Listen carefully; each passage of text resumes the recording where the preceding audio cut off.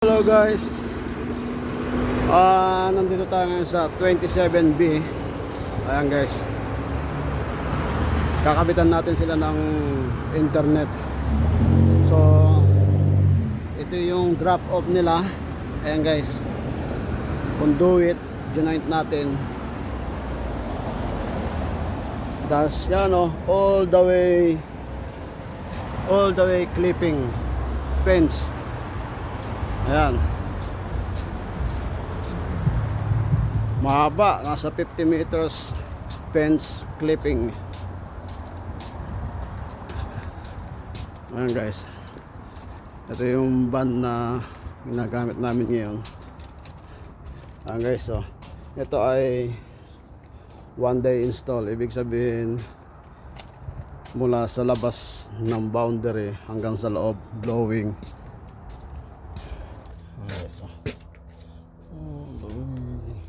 Doon, haba.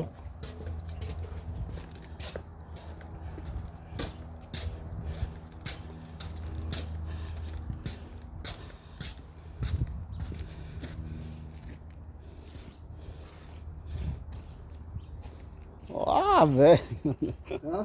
Construction now. Tapos dito yung ayan guys.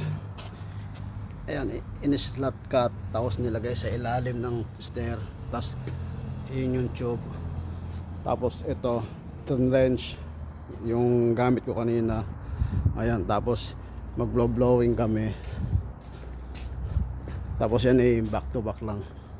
Blowing kami ng, hindi ko alam kung ilang metro to. Ayan guys, ang gamit. Ito yung ano, Teraso slot cutter, tapos may extra na lupa, tapos ito yung compressor oh.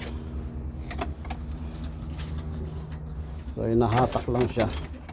Ayan, so built-in compressor, splicer, yung barrel, mga tools, Hexatronic fiber. Ngayon ay Sabado. Tapos yun yung mga kable. Ay, malaking trabaho.